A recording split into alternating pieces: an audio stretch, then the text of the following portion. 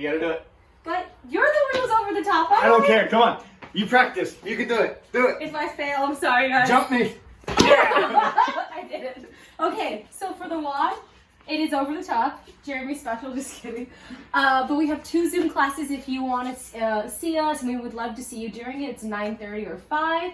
So it's a fight gone bad style. So it's 3 rounds of this. We're going to work through a station. You get 1 minute, and at the end of all the stations, you get to rest a minute, and that's 3 cycles of that. So you get a total score. So it should be a big number. So the first station we're going to work with, we're going to work with our pullers. So it's going to be a bent over row or a body weight row. You get a minute of work with that, and then you get to transition. You remember there's no rest time or transition. We're going to that seated press. It can be single arm or double arm. If you don't have any bells, you can do that pike push-up, which I'd say that's definitely harder. Then we're gonna go that hang power snatch. If you don't have the hang, there's you can do up downs. Now I did write these like little stars here for that. So we've been in the buy-in, we were practicing a lot of overhead and a lot of technique. So we want to make sure that you keep these the same weight and really dial in on getting really comfortable being overhead. So these 2 should be the similar same weight, and the rest you can adjust to with it. Okay. So those are for those 2 minutes. And then the next one's going to be that alternating single leg deadlift where you push back, or you can do a staggered stance as well. The last one is shuttle runs, and then you get to rest minute 6 and then start all over. So Jeremy lost, I don't know how, but he's going to be demoing. Well, he's going to be doing the bent over rows or any kind of like body weight rows you can choose from.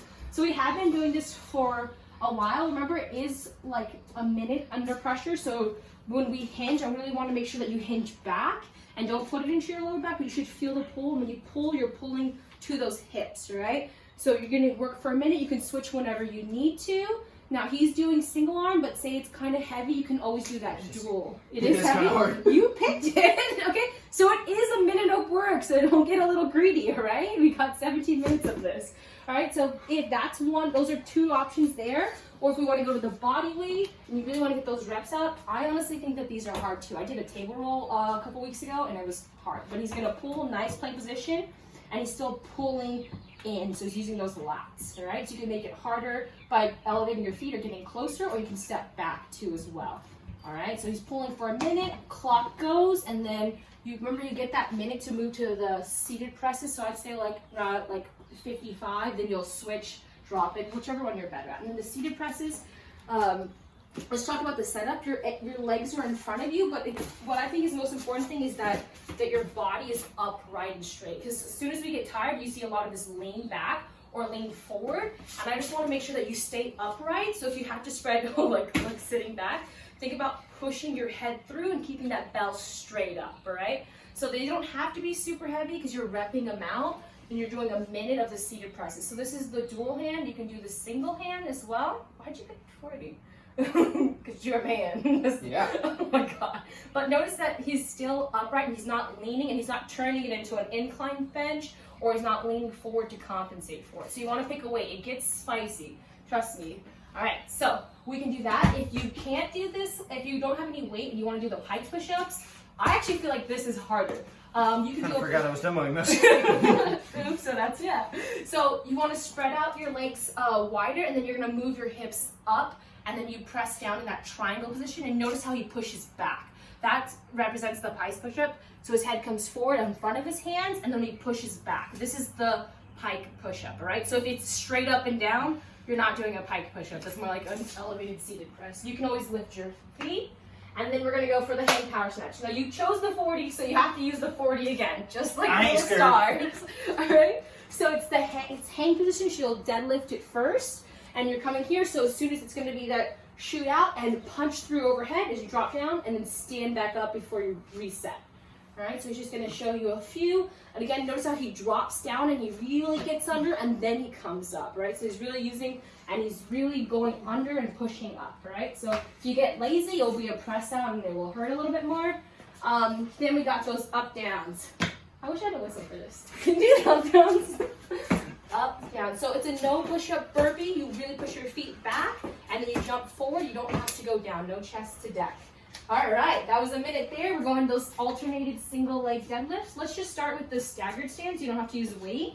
So in both the staggered stance or the single leg, your hips push back evenly, and you're using those hips, all right? So you should feel in your glutes, your hamstrings, and then you can also, let's do an elevated one, switch sides. Nice. And so if you were using a weight, you would do exactly the same. As long as you can keep this form, you can add weight. You can do a dual where it goes right down the middle. Or if you're doing single, the same leg that goes back is the same leg that has the bell, all right? So you want to make sure the hips don't sway as you're going through, and they send back together, all right? So that's for your single leg deadlift. If you don't have any weight, even just doing the single leg with no weight will get you a nice burner. And then we're gonna do those shuttle runs next. So we're gonna pace out before the WOD about 9 feet. And then when he does the shuttle runs, it's 25, so it's there and back. So when you do a shuttle run, Jeremy, oh, I guess I'm over here. It's 2 extremities, so hand and foot, or 2 feet, there and back, and that's as many as you can for a minute. Okay. For 1 minute, and then you get that minute of rest. Show them the rest.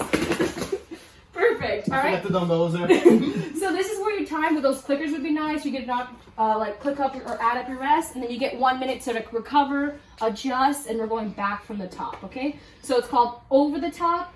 3 rounds. We're just gonna go over it just real quick. So 1 minute at each station for rest and transition too. So you got bent over rows or body weight rows, and then you got those seated presses or pike push-ups. The next minute's going to be the hang power snatch, or if you don't have weight, the up downs, which I really like. The next minute you're switching to the single leg deadlifts. The next minute's going to be the shuttle runs, and then a minute of rest. So 3 rounds of that. If you have any questions, you can always DM us. You can link up with us on Zoom at 9:30 or 5. You can send us your videos of this. I'd like to see what you maybe did for the seated presses or the bent over rows. And also use our hashtag if you're posting, built by CFTO. Thanks, guys.